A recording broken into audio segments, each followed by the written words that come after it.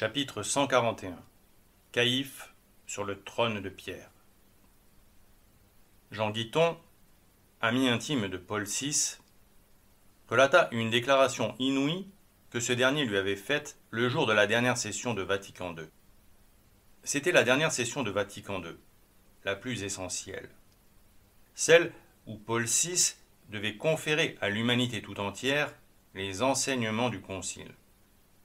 Ce jour-là, voici ce qu'il m'annonça en ces termes. Je suis sur le point de faire sonner les trompettes de l'Apocalypse. Sous le pontificat de l'exterminateur Montini, des millions de personnes apostasièrent. Elles quittèrent l'Église, tandis que des millions d'autres cessèrent de pratiquer et de confesser leurs péchés, même si elles se disaient toujours croyantes. On vit apparaître cette espèce étrange de catholiques qui se disent croyants mais non pratiquants. Et celui qui se fit appeler Paul VI, le chef d'orchestre de cette apostasie générale, feignit alors de se désoler que la fumée de Satan ait fait son entrée dans le temple de Dieu, déclarant dans son homélie du 29 juin 1972 « Par quelque fissure, la fumée de Satan est entrée dans le temple de Dieu. » Face à la chutzpah de Montini, beaucoup de catholiques crurent que le pauvre pape, entre guillemets, déplorait une situation qui lui avait échappé. Mais ce qu'ils ne comprirent pas, c'est que ces mots étaient ceux de Satan, qui se vantait par la bouche de son vicaire. Car Montini n'était pas le vicaire du Christ, mais bel et bien le vicaire de Satan. Et le prince des ténèbres s'était déjà vanté ainsi, juste après l'accession de son grand prêtre Montini au trône de pierre, quand ce dernier avait déclaré en 1963 cette chose incroyable le jour de la fête de Saint-Michel-Archange. Que le monde le sache. L'Église le regarde avec une profonde compréhension, avec une admiration vraie, sincèrement disposée, non à le subjuguer, mais à le servir, non à le déprécier, mais à accroître sa dignité, non à le condamner, mais à le soutenir et à le sauver. Discours en rupture totale avec tout ce que les successeurs de Saint-Pierre avaient pu déclarer sur le monde. L'Église du Christ allait désormais servir le monde, le comprendre, l'admirer, le soutenir et le sauver sans le condamner. Sérieusement, dans cette déclaration, on discerne les mots de l'antique prévaricateur, qui, dans son aveuglement, pense triompher, oubliant que la liberté dont il jouit sert toujours les plans divins. Malgré cette évidence, le diable, par la bouche de son pontife, défia celui qu'il avait chassé des cieux le jour de sa fête pour proclamer orgueilleusement sa victoire. Le port de l'éphod, par le pape Montini, fut un signe de Satan défiant le Christ.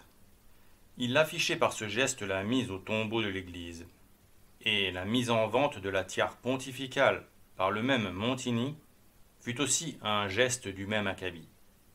Le révérend père Sáenz y Arriaga, en 1973, constatait que les infiltrés dénoncés par saint Pie X, dès le début de son pontificat, avaient envahi la hiérarchie jusqu'au siège de Pierre. Il écrivit « Avoir donc cette étrange amulette sur la poitrine de l'actuel pontife, je crois que nous pouvons supposer sans témérité l'influence judaïque, l'influence maçonnique, ou les deux influences combinées et jointes dans le pape Montini, du fait que cet insigne a été utilisé seulement soit par le souverain prêtre lévitique, soit par le souverain prêtre maçonnique. Notre suspicion s'accroît d'autant plus en nous rendant compte que jamais aucun pape avant n'a porté ce joyau sur sa poitrine. Paul VI sait très bien ce que signifie ce pectoral juif et cet éphod. Il sait quelle est son origine. Il n'ignore pas que les maçons aussi l'utilise comme une distinction propre à celui qu'il nomme souverain prêtre. Celui qui a abandonné la tiare pontificale pour la faire vendre aux enchères à New York n'a maintenant aucune scrupule à porter une telle amulette de grande valeur marchande et à se présenter ainsi devant les initiés, non comme successeur de Pierre et vicaire du Christ, mais comme souverain prêtre lévitique, successeur et représentant de Caïphe. La croix pectorale du pape est incompatible avec l'étrange port de l'amulette de l'Ancienne Alliance. Paul VI, en usant de l'insigne rituel du souverain prêtre lévitique, cherche à nous signifier qu'il n'accepte pas que la réalité se soit substituée à l'image, à la figure, à la promesse faite par Dieu. Avec le pectoral juif, avec l'éphod unis à la croix du Christ, le pape Montini nous donne l'impression qu'il cherche à joindre le Christ et l'antéchrist. Le judaïsme a engendré la maçonnerie pour se servir d'elle comme d'un instrument très puissant en son œuvre satanique de détruire le Christ et son Église. Le pape Montini, en usant du pectoral juif et de l'éphod, nous donne à entendre qu'il est un docile instrument, sympathisant et ami en même temps du judaïsme et de la maçonnerie. On ne saurait dire mieux, d'autant que le port de ce gris-gris permettrait, selon le Talmud, d'expier le péché et l'idolâtrie commis par les Israélites. Et on ne peut que regretter que la clairvoyance du révérend père Arriaga y Sanchez n'ait pas été entendue. L'éphod, en effet, est un vêtement sacerdotal anciennement utilisé par les Israélites et lié de près aux pratiques oraculaires, c'est-à-dire la divination, pratique occulte visant à découvrir ce qui est inconnu, l'avenir, le cachet, le passé, les trésors, les maladies invisibles, les secrets, les mystères. Il s'agit d'une sorte d'amulette pectorale constituée de pierres de différentes couleurs. Selon le Talmud de Babylone, le port de l'éphod permettait d'expier le péché et l'idolâtrie commis par les enfants d'Israël. Rappelons qu'en 1964 et 1965, représentants de la Ligue Anti-Defamation du Bnai Brit, émissaires du Comité juif américain et autres rabbins ambassadeurs du peuple déicide, multiplièrent leurs interventions auprès de l'exterminateur Montini afin d'influencer l'orientation des débats qui empoisonnaient Vatican II. Joseph Rodi, dans son fameux article intitulé How the Jews Change Catholic Thinking, publié dans Look Magazine le 25 janvier 1966, révéla d'ailleurs, je cite, qu'à Rome, avant la troisième session, 6 membres du comité juif américain furent reçus en audience par le pape. Ce dernier affirma à ses visiteurs qu'il approuvait tout ce que le cardinal Spellman avait dit sur la non-culpabilité des Juifs. Puis, qu'accompagné de Schuster, du comité juif américain, le rabbin Heschel rencontra Paul VI et parla énergiquement du déicide et de la culpabilité, et demanda au pontife de faire pression pour qu'il y ait une déclaration interdisant aux catholiques tout prosélytisme vis-à-vis des Juifs. Fin de citation. Ces rencontres, dont la teneur ne filtrait pas, inquiétaient les bons évêques. Rodi en témoigna, écrivant « C'était ce genre de réunions au sommet, accomplies sous le manteau, qui amenait les conservateurs à dire que les Juifs américains formaient le nouveau pouvoir agissant derrière l'Église. » La version finale de Nostra Aetate, concoctée par Augustin Béat, de sinistre mémoire, fut adoptée par 2221 voix contre 88 lors de la 4e session. Elle déclarait « Les Juifs ne doivent pas être présentés comme réprouvés par Dieu, ni maudits, comme si cela découlait de l'Écriture. » Le travail de Jules Isaac avait payé, mais comme le souligne Michel Lorigan dans un article intitulé « Vatican II, du mythe de la substitution à la religion noachide » paru dans le sel de la terre, dans l'ensemble, les Juifs furent déçus par le contenu du document. Ils espéraient davantage. Mais une porte venait de s'ouvrir. Difficile à refermer. En effet, pour la première fois, avec Nostra Aetate, l'Église donnait une présentation positive et hardie des Juifs infidèles. L'auteur de l'article rapporte que l'écrivain israélien André Chouraki, l'un des promoteurs de la création en 1967 de l'association Fraternité d'Abraham, promouvant le dialogue interreligieux, releva cette vérité avec pertinence.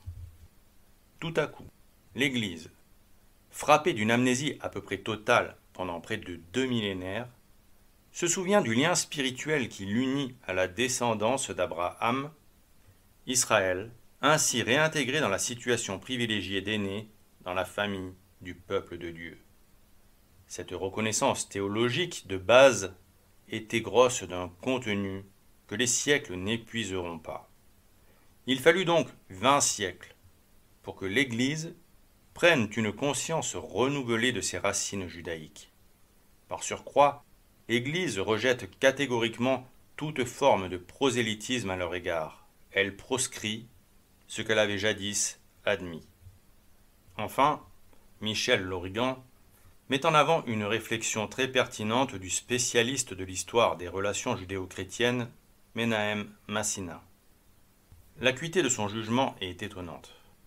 Il ne faut pas oublier le progrès immense que représente la déclaration Nostra Aetate par rapport à la situation antérieure. Une seule observation permettra d'apprécier le chemin parcouru. On sait peut-être que lorsqu'ils promulguent des documents destinés à toute la chrétienté, les papes et les conciles ont coutume de rechercher et de citer les textes de leurs prédécesseurs, qui vont dans le sens de ce qu'ils se proposent d'enseigner dans leurs nouveaux documents. Ceci afin d'illustrer la continuité de la doctrine et de la tradition ecclésiale. Or, contrairement au passage consacré par le Concile à la religion musulmane dans la Déclaration sur les Juifs, on ne trouve aucune référence à quelque précédent positif que ce soit, chez les pères, chez les écrivains ecclésiastiques ou chez les papes. Et pour cause, la Déclaration Nostra Aetate n'est pas catholique. Mais son poison a perverti l'esprit des catholiques. Et désormais, comme le remarque encore Chouraki, l'Église reconnaît la permanence du judaïsme dans le plan de Dieu et le caractère irréversible des principes définis par Nostra Aetate, refusant toute restriction et toute ambiguïté dans le dialogue avec les Juifs. Cette remarque nécessite 2 précisions. D'abord, l'auteur se trompe sur l'identité de l'Église, car la secte qui reconnaît la permanence du judaïsme dans le plan de Dieu n'est pas l'Église catholique. Ensuite, le judaïsme auquel il fait référence est très loin du judaïsme de l'Ancien Testament, puisqu'il évoque le judaïsme talmudique actuel, qui n'est autre que le développement rabbinique de la perversion de la loi entamée par les pharisiens. S'il existe une permanence dans le plan de Dieu concernant le peuple juif, c'est sa conversion, annoncée pour la fin des temps, qui sera en grande partie due à la prédication du prophète Élie et à celle du prophète Enoch, que Dieu garde pour ce temps. Enoch fut le 7e patriarche après Adam. Quant à Élie, il disparut dans un char de feu sous les yeux du prophète Élisée. Aucune permanence, donc, pour le judéo-talmudisme dans le plan de Dieu, si ce n'est d'éprouver la foi des chrétiens, puisque cette doctrine perverse servira à établir l'antéchrist. Les Juifs, hélas, comme l'expliquent unanimement les pères de l'Église, seront les instruments de prédilection du démon, qui aideront à l'établissement de l'antéchrist. Selon l'interprétation patristique de ce verset, « Je suis venu au nom de mon Père, et vous ne me recevez pas. Si un autre vient en son propre nom, vous le recevrez. » Ainsi, la prise de conscience des sectateurs de Vatican II permet certainement de préparer les voies d'une nouvelle fausse religion. Sans doute la dernière, celle qui reconnaîtra en l'Antéchrist le Messie d'une humanité pervertie par la synagogue de Satan et divisée en deux catégories. Un peuple de prêtres soumis aux enseignements du Talmud et le reste de l'humanité soumise aux 7 lois de Noé. Derrière la nouvelle théologie des rapports phimères entre Église et judaïsme se devine l'objectif de changer en profondeur l'esprit des baptisés, appuyé par l'effort d'éducation que consent le peuple déicide envers les catholiques. En définitive, comme le souligne Michel Lorigan, le concile de Montigny installa dans la contre-église post-Vatican II les mensonges de la pérennité de la première alliance, de l'estime du peuple juif, qui, de peuple infidèle et déicide, gagna un statut de frère aîné dans la foi, de peuple sacerdotal. Et enfin, de l'excellence de s'exercer constamment au dialogue et à la coopération avec le judaïsme talmudique, qui aurait tant à apprendre aux catholiques. Ces mensonges induisirent le renoncement à la conversion des Juifs et préparèrent les voies du noachisme. Un texte ahurissant de 1973 du Comité épiscopal français pour les relations avec le judaïsme, là encore mis en avant par Michel Lorigan, illustre bien l'état d'esprit servile qui s'est abattu sur la contre-église post-Vatican II. En voici un extrait.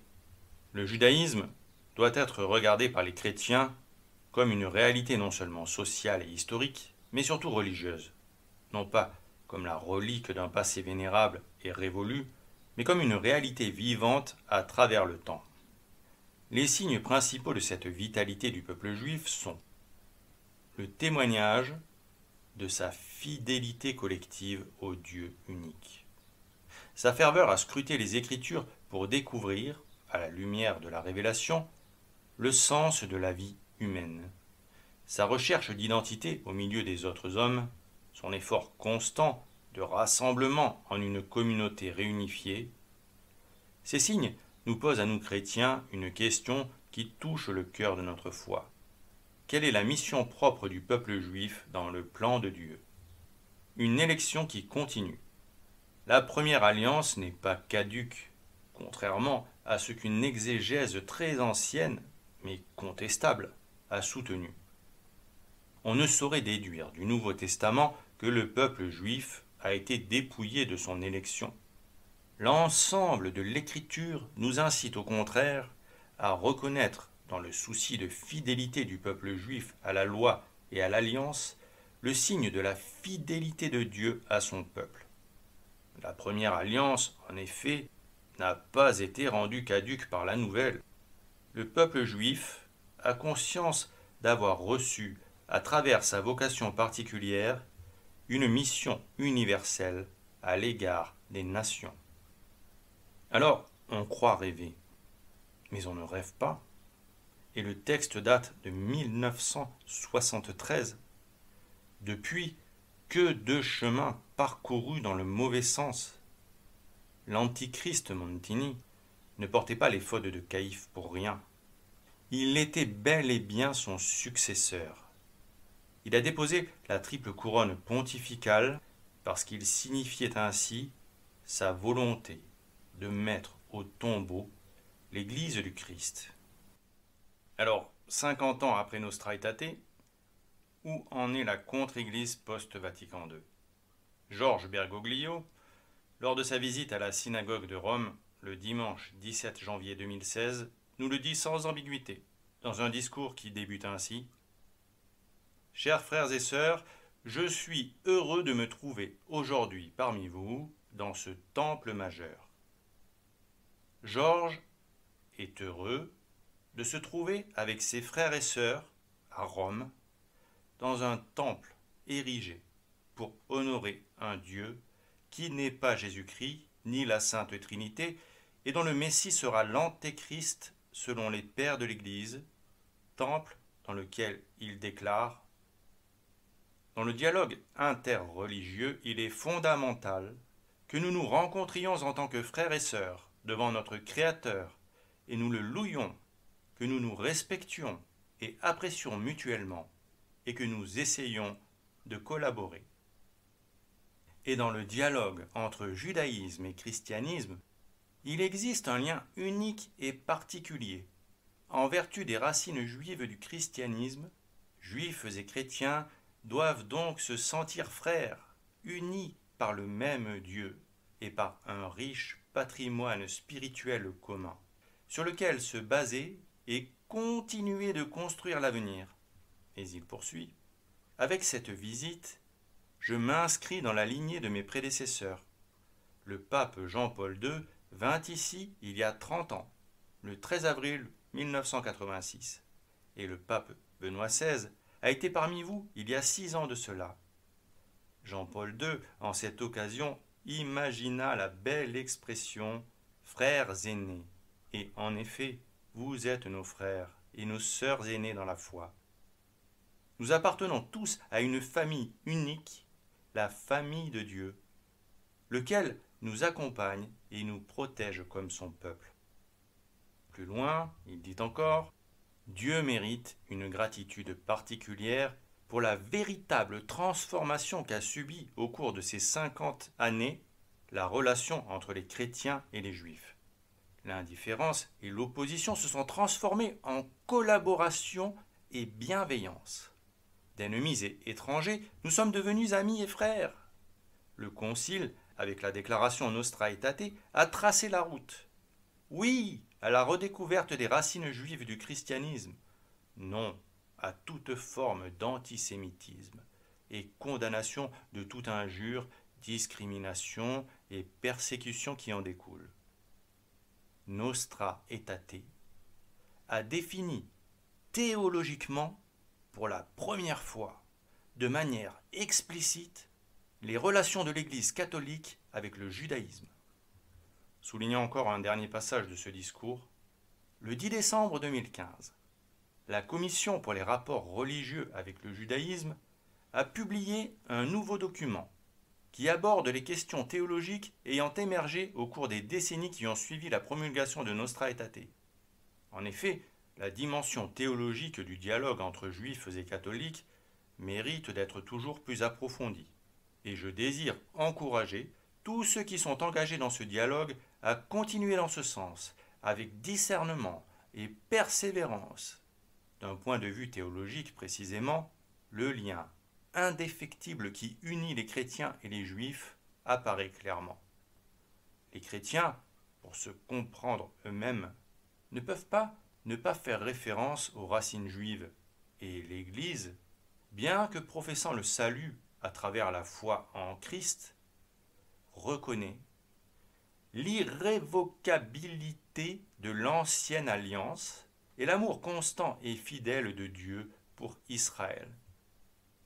Ainsi, Georges, supposé vicaire du Christ, dit explicitement le contraire de ce que saint Paul a enseigné aux Hébreux, à qui il a dit qu'il y a abolition de la première ordonnance à cause de son impuissance et de son inutilité.